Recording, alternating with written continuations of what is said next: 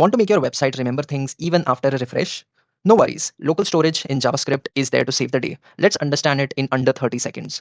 So, local storage lets you store key value data in the browser and it stays there even after a page reload or a browser restart.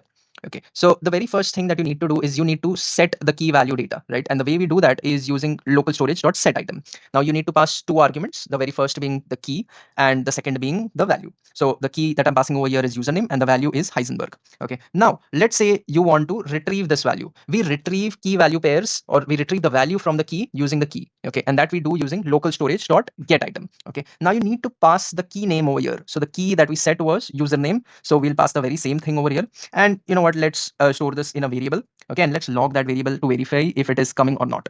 Okay, so as we can see, we are getting Heisenberg in the console. Now you want to remove it. Okay, so to set something, you use setItem. To get something, you use getItem. Now to remove it, you'll use what? You guessed it, removeItem. And again, we'll pass the key name over here. So I passed username over here. Okay, so now let's see if it is actually gone. So let me just comment this one over here.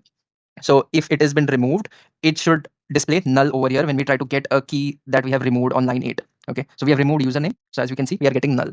Okay, so another important point is that remember, this is browser specific. So if you have certain key value pairs that are set in, let's say, Chrome, you will not be able to access that in Edge or some other browser, and vice versa. Thanks for watching. Please subscribe for more and please drop a like if you found this video helpful.